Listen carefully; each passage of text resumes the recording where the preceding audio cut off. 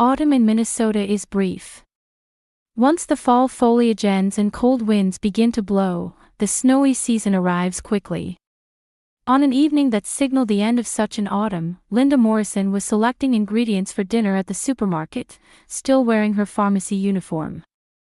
"I'll make Noah's favorite spaghetti tonight," she said to herself as she picked up a jar of tomato sauce. Linda was a woman whose gentle expression revealed her intelligence. Working as a pharmacist at the local drugstore, she was trusted by both her colleagues and patients. When she arrived home, her 6-year-old son Noah came running out from the entrance. "Mom! Look, look! I scored a goal at soccer today." Noah waved a paper in his hand, his blue eyes sparkling. The paper had a "well done" stamp from his teacher. Linda put down her shopping bags and embraced her son. "That's wonderful. Dad will be so proud when he gets home." As Linda headed to the kitchen, Noah followed her with his little feet. Outside the window, it was already beginning to get dark, and the streetlights were coming on one by one. "What time is Dad coming home today?" Noah asked. Linda paused for a moment, then smiled. "Probably a little later than usual. Dad says he has an appointment to sell a big house." Eric Morrison was a well-known real estate broker in the area. He was known for his cheerful personality and negotiation skills. After 10 years of marriage, he and Linda had their adorable son Noah. They had built a home in a quiet suburban neighborhood and were considered an enviable, happy family by their friends. While preparing dinner, Linda occasionally glanced out the window. Eric had been coming home late more frequently in recent weeks, saying he was busy with work. "Mom, I'm excited about my soccer game," Noah said as he twirled spaghetti around his fork. "I'm going to show everyone the kicking technique Dad taught me." "Noah, elbows off the table," Linda gently reminded him, smiling at her son's enthusiasm. Eric had started volunteering as a coach for Noah's soccer team and spent weekends accompanying them to practice in the park. Watching the father-son bond grow stronger was Linda's greatest joy. After dinner, as usual, the two sat on the living room sofa, and Linda read Noah a picture book. This was the happiest time of her day, feeling the scent of Noah's soft hair while they both immersed themselves in the world of stories. "Mom, what happens next?" Noah asked with wide eyes just as they heard the front door open. "Dad's home." Noah jumped up happily and ran to the entrance. Dad. I scored a goal at soccer today." Eric lifted his son high in the air despite his tired expression. "Is that right? That's amazing, champion." Linda looked at her husband's face. His usual brightness seemed a bit clouded, but he smiled and kissed her. "Sorry I'm late. Had a big deal today." "It's okay. I kept dinner warm for you," Linda smiled back. "I want to talk to you after Noah goes to bed."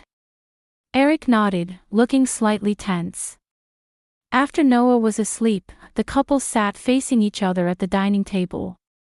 Eric picked up a wine glass and asked, "What did you want to talk about?" "Our 10th wedding anniversary is next month," Linda said excitedly. "What do you think about taking Noah to Disneyland? A little trip for the three of us." Eric lowered his gaze and swirled his glass. "Oh, that's right, but I'm a bit busy right now. It might be difficult to take time off." A look of disappointment crossed Linda's face.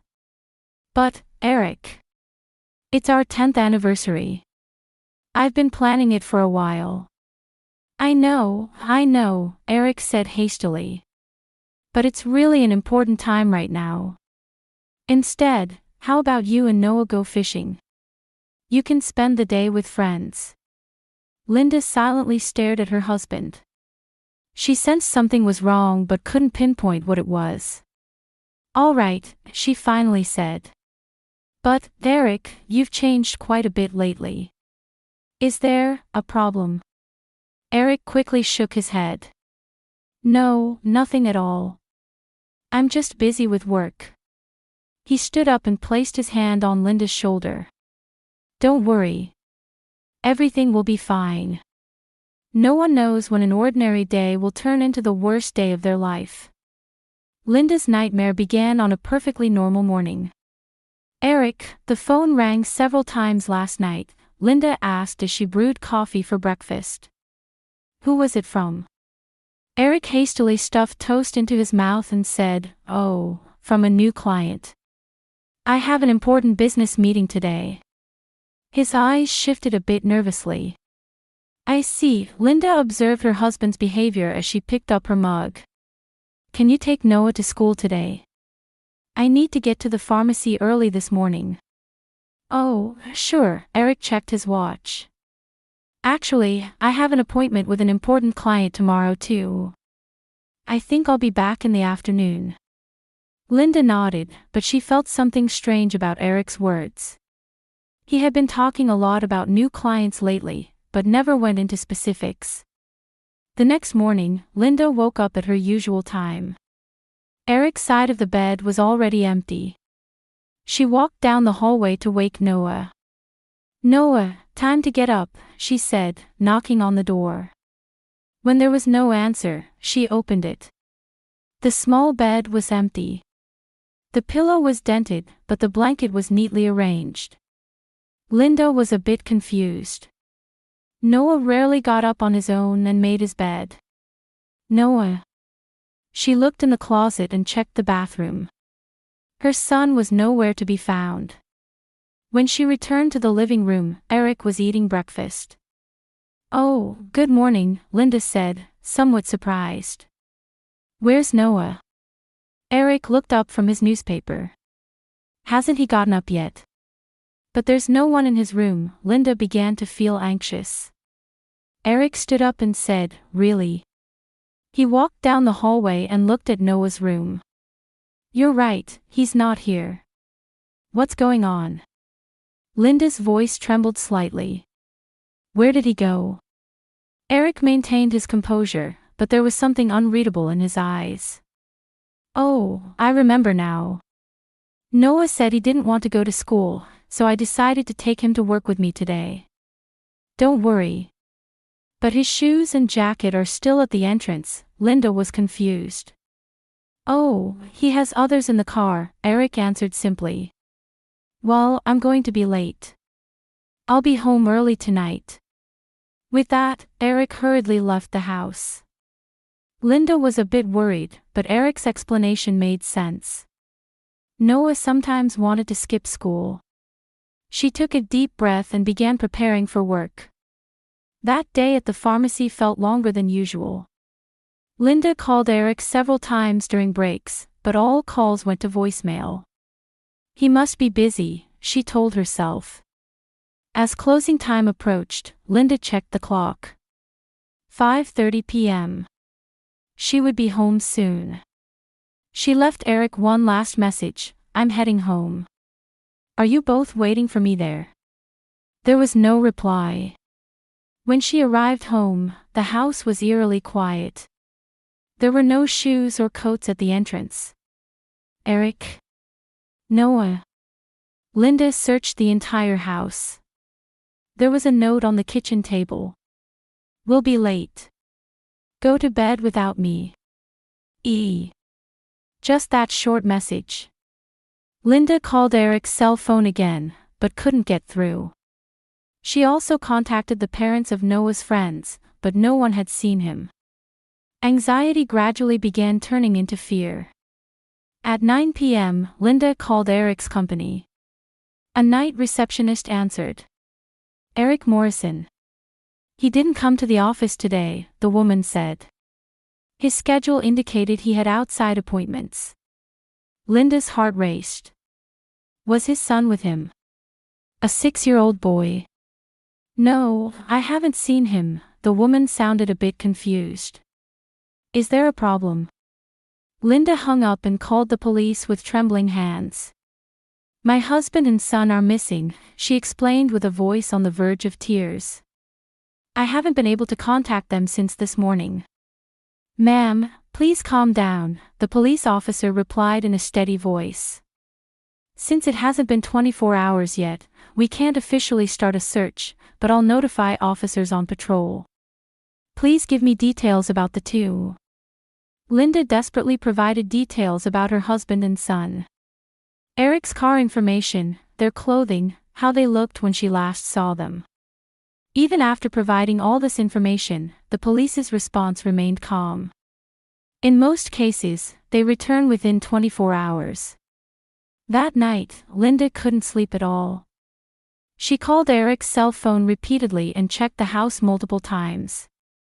She looked out the window and rushed to the door whenever she heard a car, but Eric and Noah didn't return. In the morning, Linda went back to the police station. "My son is only 6 years old," she pleaded with the officer in charge. "Please, start searching for him." The officer seemed moved by her desperate appeal. "All right. We'll begin an official search. We'll also need to investigate your home."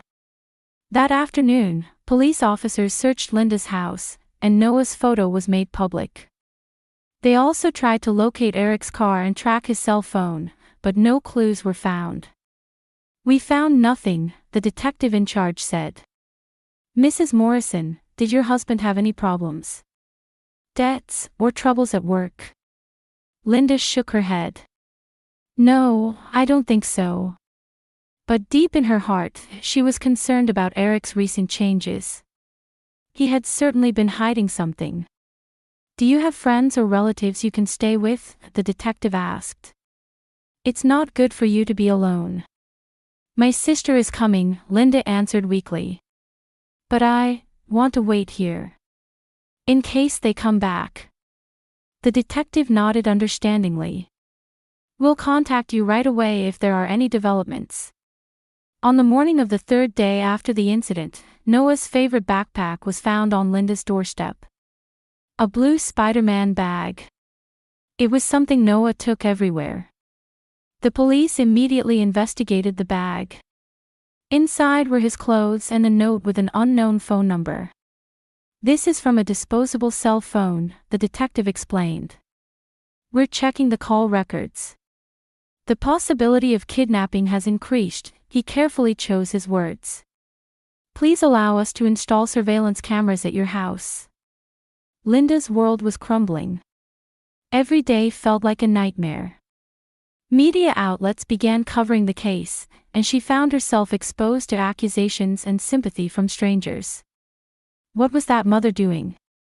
Poor thing, I hope that child is safe. But she didn't give up. Remembering Noah's smile, she continued to pray for his safe return. And a week after the incident, she received a call from the police station. "Mrs. Morrison, could you come to the station? We have new information." Linda headed to the police station with mixed feelings of hope and fear. There, Detective Jenkins was waiting for her with a grave expression. "About your husband." The moment she heard those words, Linda broke down in tears. She intuitively sensed that something terrible had happened. The small conference room at the police station was unusually bright, with fluorescent light reflecting off the walls. Linda sat in a chair, waiting for Detective Jenkins' words. Her heart was pounding in her chest, and her hands were trembling uncontrollably. "Mrs. Morrison," Detective Jenkins sat deep in his chair and looked straight into her eyes. "This is very difficult to tell you, but we have discovered extremely concerning evidence about your husband Eric's actions." Linda leaned forward, feeling her breath becoming difficult. "What do you mean?" "Noah. Is my son safe?" Detective Jenkins took a deep breath and said, "At this stage, we haven't located Noah yet, but he paused momentarily as if choosing his words. "He was definitely kidnapped. And the person involved in that kidnapping is your husband, Eric." Something collapsed within Linda. She suddenly felt as if the room's temperature had dropped. "No, that can't be. Eric. He loves his son." "I'm sorry," Detective Jenkins said quietly. He opened a brown file on the table and took out several photographs. "Please look at these photos." Linda's trembling hand reached for the photos. The first showed Eric talking with unfamiliar men in a hotel lobby. The next showed Eric handing over a large amount of cash, and another showed him entering an old warehouse in an industrial area.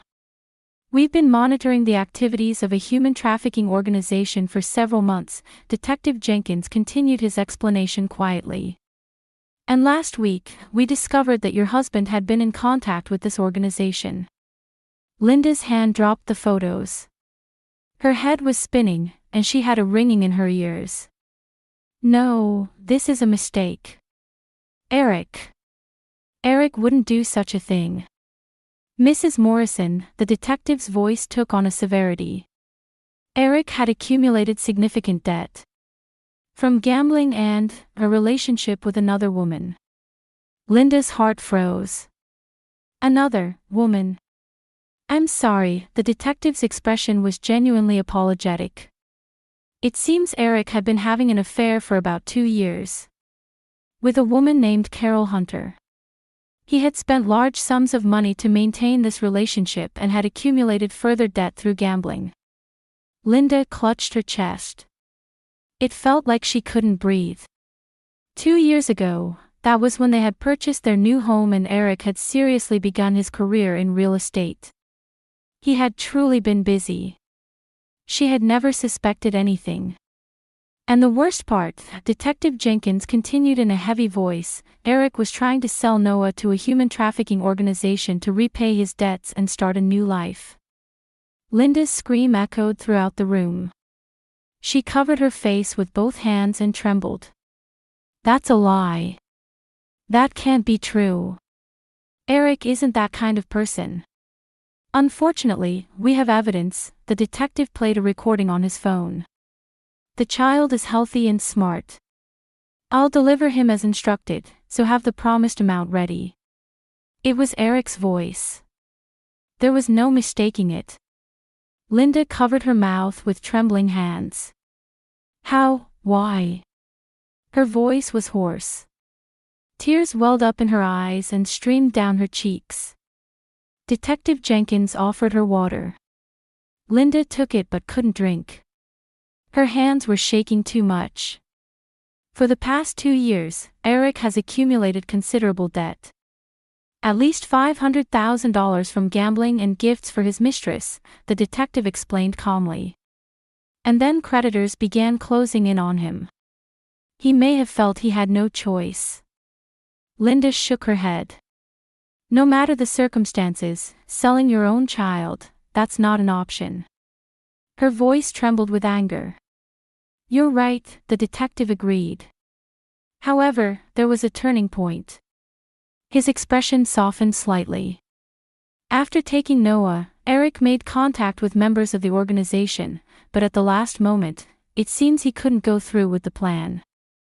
Linda stared at the detective. What do you mean? According to surveillance footage, he fled just before handing Noah over, the detective continued. From our understanding, he broke his promise to the organization and is now on the run with Noah. But that means... Linda began to feel hope. Noah is still safe. With Eric? We believe so, the detective's expression softened slightly. However, members of the organization are likely pursuing Eric and Noah. What about that backpack? Linda asked, suddenly remembering. Probably a sign from Eric, the detective explained. The phone number in the memo was from a disposable cell phone that was used only once. We couldn't track the call content, but from GPS records, we know the phone was last used near the state border. Linda looked at the memo with trembling hands. There was a phone number in small initials, EM, written on it. It was Eric's sign. We are now searching with all our resources, the detective gently told her. However, members of the organization are doing the same. They don't forgive those who betray them. Suddenly, the conference room door opened, and a young officer entered, out of breath. Detective Jenkins, urgent communication. A child believed to be Mrs. Morrison's son was spotted at an abandoned gas station in the north. He was with a man. Linda stood up. Take me there. Right now. Detective Jenkins hesitated for a moment, then said, it could be dangerous. The organization's people are probably searching too.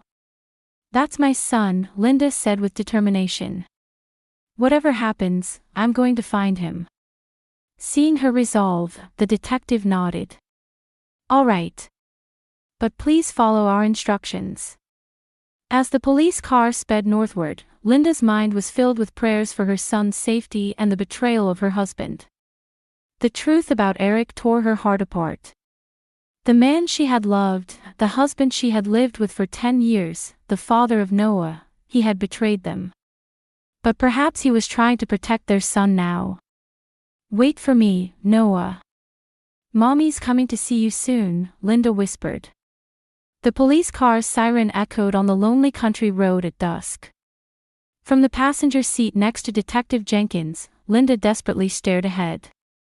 With winter's early sunset, the sky was already beginning to darken. We'll be there in about 10 minutes, the detective told Linda.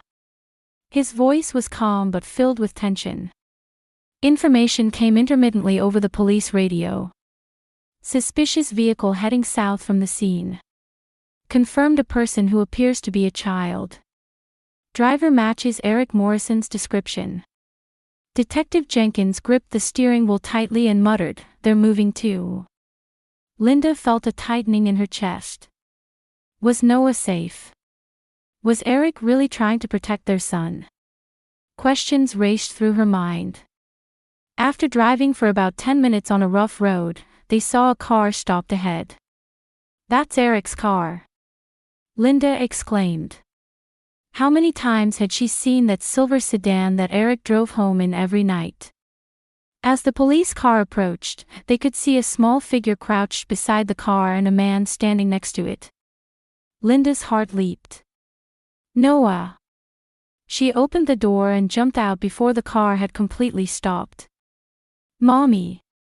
A small voice came from the darkness. Noah ran toward Linda, crying out loud. The moment she saw him, hot tears flowed from Linda's eyes. She embraced her son and touched his whole body as if to make sure he was unharmed. Are you okay? Are you hurt? Linda asked desperately. Her hands enveloped Noah's small body as if she would never let go again. Noah shook his head while crying. I was scared of Dad. He said we were going to meet strangers, but I said I didn't want to. His voice trembled. Linda held her son's head and buried her face in his soft hair. He was alive. He was safe. That was all that mattered to her now. Eric was leaning against the car, surrounded by police officers. His face was exhausted, and his eyes were hollow. His shoulders were slumped as if he had used up all his energy. Linda! He called out weakly. I'm sorry. Linda entrusted Noah to a young female officer and approached Eric on shaky legs. Anger, sadness, and relief swirled within her. Why? Her voice trembled with anger and sorrow. Our son, you tried to sell your own child. I couldn't do it. Eric slumped his shoulders. When I met them and saw Noah's face filled with fear, I wondered what I was trying to do. His voice was agonized. I'm the worst father, scum of the earth. So you ran? Detective Jenkins coldly inquired. He was approaching Eric with handcuffs, not moving away from him. Yes, but they came after us. They're still pursuing us. Eric said painfully. I kept running to protect Noah. Eric raised his face. I'm the worst father. But at the very end, I want to think I was able to protect my son. Linda felt intense anger but was also struck by complex emotions. On one hand, she hated her husband, but on the other, she felt a slight gratitude that he had ultimately protected their son. However, those feelings would never turn into forgiveness. You tried to sell our son for your debts, for another woman, Linda said with a trembling voice. That, I can never forgive. At that moment, they heard the sound of a car engine in the distance. Detective Jenkins reached for his radio, requesting backup. Vehicles believed to be from the organization are approaching. Linda, take Noah into the car, he ordered. The young female officer started carrying Noah toward the police car. But at that moment, Eric shouted, "They're coming." He suddenly straightened up and looked at Linda. "Linda, please take care of Noah." A look of determination appeared in his eyes. A black SUV appeared, raising dust, and the officers readied their weapons. 3 men got out of the car, and they too were armed. "Hand over the woman and child," the tall man in the center commanded. "Morrison, you broke the contract. But you can still make amends." Eric tensed. His eyes were filled with determination. "Stay away from my family." Time seemed to flow in slow motion. Eric suddenly pulled something out of his pocket. Before anyone could identify what it was, one of the officers shouted, "Weapon." "No!" Eric desperately shouted, but it was too late. The men from the organization opened fire simultaneously. Gunshots echoed in the winter night sky. Eric's body fell backward as if pushed. The officers returned fire, and a chaotic shootout began. "Eric!" Linda screamed, but the female officer pulled her behind the police car. "Get down." Linda embraced Noah protectively and closed her eyes. "Mom, I'm scared," Noah trembled. "It's okay, Noah. Mommy will protect you." Linda held her son's small body tightly. After a few minutes, silence returned. "It's safe now," Detective Jenkins' voice. When Linda cautiously raised her face, all the men from the organization had been apprehended. One was lying on the ground, and the other 2 were being restrained by officers. However, Eric remained on the ground. Blood was spreading across his chest. Linda approached Eric with trembling legs. Noah, still in the female officer's arms, looked at his father with an uncomprehending expression. "Linda, please take care of Noah," Eric said in a blood-tinged voice. "I wasn't worthy of you both." Linda took Eric's hand, tears streaming down her face. This was the man who had been her husband. The man she had loved. They had laughed together, cried together, and raised a child together. And now, he was losing his life. Why did it come to this? She asked. "I was weak." Eric smiled painfully. "But at the end, I was able to do the right thing." His hand gripped Linda's tightly. "I won't ask for forgiveness, but make Noah happy." When the ambulance siren was heard in the distance, Eric's eyes closed. His hand slipped from Linda's. Linda stood up and went to Noah. She lifted him up and looked into his eyes. "It's okay, Noah. There's nothing to be afraid of anymore." Her words were directed not only at her son but also at herself. After a long, nightmarish week, her son was finally safe. But her life had changed forever. The Eric she had known did not exist, and the family image she had believed in was an illusion. The road ahead would be long and difficult. But at this moment, there was one thing she was certain of: the presence of Noah sleeping safely in her arms. That alone was what sustained her heart. 3 months after Eric's funeral, Linda and Noah's life was gradually finding a new form. The funeral was small and quiet. Apart from Linda and Noah, only a few colleagues and police officers attended. As quiet music played in the church, Linda grappled with complex emotions. Did Dad go to heaven? Noah asked in a small voice on the way home from the funeral. Linda put her arm around her son's shoulder and answered, "Yes, but Dad did something very brave at the end." Amid her mixture of anger and sadness, it was true that Eric had tried to protect their son in his final moments. Police investigations revealed that Eric's mistress, Carol Hunter, was the sister of the human trafficking organization's boss.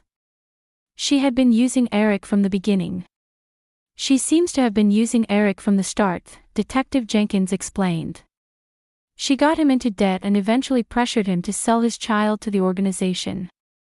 This organization had been buying and selling children across borders for years. The detective's words eased Linda's pain slightly. Eric's actions were unforgivable, but perhaps he too had been a victim in some way. The fact that his final action led to the dismantling of the organization and the rescue of many children also left complex feelings in her heart. At the end of spring, Linda decided to move to a new town with Noah. She received Eric's life insurance money but used part of it to establish a foundation called Children's Hope. This organization, which supported victims of human trafficking and children at risk, became her new mission. The new house was near a lake, and the blue water surface could be seen from the window. Noah started attending a new school and was gradually regaining his smile. He still had nightmares at night, but with the help of a psychological counselor, he was healing bit by bit. One evening, while walking along the lakeshore, Noah suddenly stopped. "Mom, was Dad a bad person?" His blue eyes were serious. Linda took a deep breath and carefully chose her words. "People are complicated, Noah. They can do both good and bad things. Dad made a big mistake, but in the end, he did the right thing. And most importantly, Dad loved you." After thinking for a while, Noah said, "I'll remember Dad. Both the good and the bad." His small voice conveyed a deep understanding beyond his years. Linda stroked her son's head and gazed at the lake's surface dyed by the sunset. She still couldn't fully forgive Eric, but it was true that his final action had saved many children. And through this painful experience, she herself had become stronger. "What are we doing tomorrow?" Noah asked. His eyes were shining with hope for the future. Linda smiled. "What would you like to do?" "We have many options." Their new life, while bearing the pain of the past, was gradually filling with light of hope. It was by no means an easy journey, but they were moving forward one step at a time. Knowing the truth, accepting it, and building a new future from there. That was the path they had chosen.